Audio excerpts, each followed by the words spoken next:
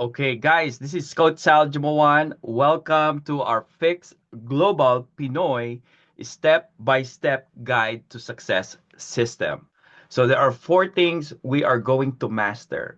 I promise you, if you take the time like a serious entrepreneur or a business person, you will enjoy the results and the success ng ating negosyo. Okay, four things we will focus on. Number one, we will focus on learning the business. Okay? Ano yung aaralin natin?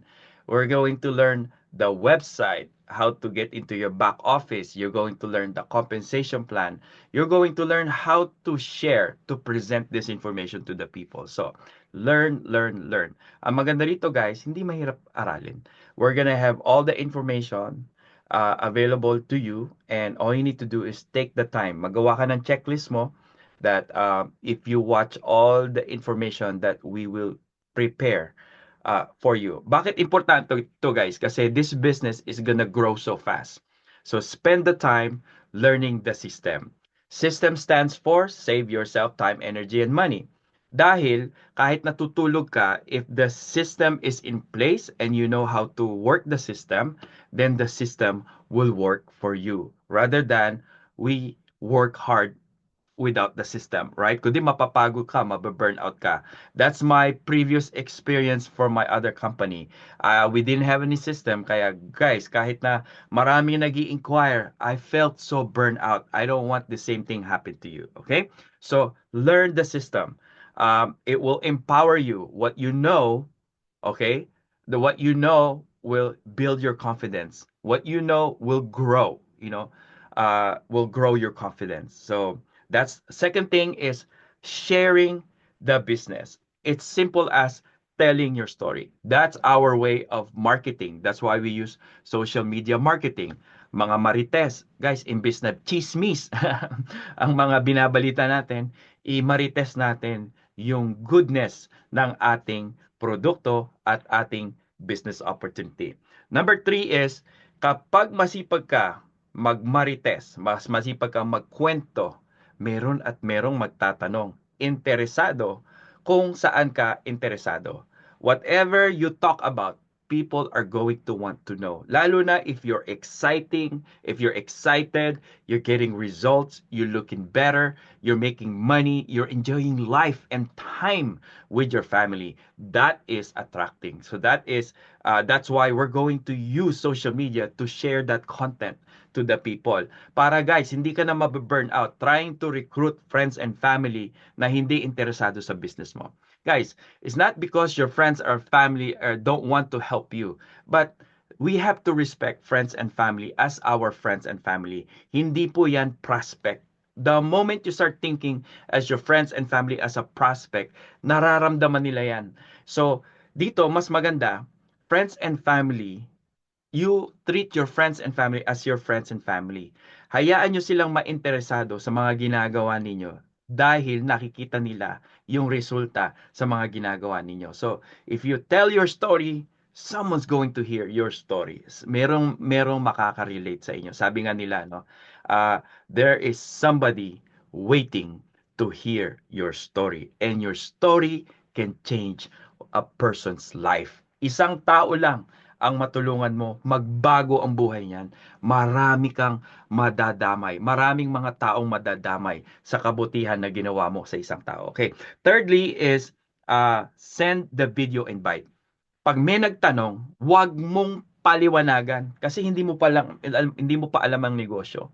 Hayaan mo ang sistema ang magpaliwanag sa taong nagtatanong. Meron tayong dalawang introduction video. One is, the video from the doctors, popular video, popular talk show ito, popular TV show here in the US from the doctors that talks about the danger of having visceral fats. So, doktor na magbibigay ng credibility why they need to get rid of our visceral fats. Secondly is for those information that wants to take the information to the next level. Talagang seryoso sila na gusto nilang magbawas ng fats or magbawas ng fats for a healthy purposes. O yung iba naman, they want to lose fats because they want to look good. But whatever it is, guys, you have to give people a reason why they should look more into your information. So, hindi natin iimbitahan agad ang mga tao mag-attend ng Zoom, mag-attend ng Zoom. Kasi everybody's trying to invite people to attend the Zoom. Ako, pag may mga nag invite sa akin, ayoko mag-attend ng Zoom nila kasi hindi pa ako interesado. But the moment interesado ako sa isang subject, sa isang topic, ako pa magtatanong, meron ba kayong Zoom presentation so I can learn more about your program? Okay? And then lastly, pag interesado na yung tao, no?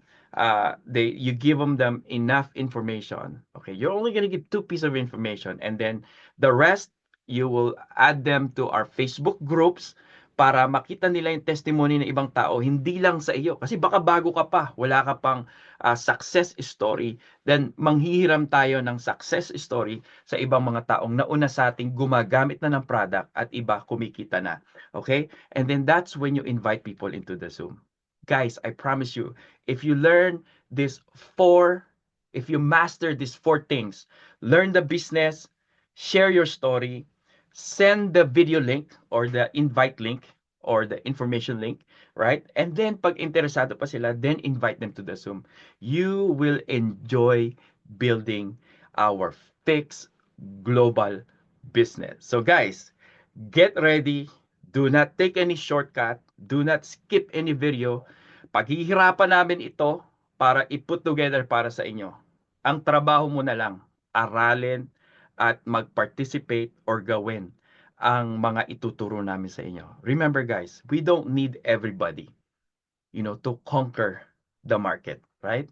We just need a few people that are coachable, self-motivated, and a team player.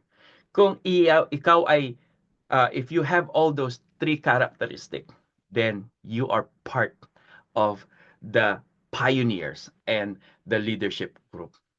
Tuturuan ka namin so that you can also teach the people that will say yes to join your business. This is Coach Sal Jumawan. I'm so excited to build a fortune, a future with you, helping people, get healthy by burning those visceral fats, build confidence by feeling, sexy again, feeling younger, and build a mission with you. This is Coach Sal Jumawan. Bye for now.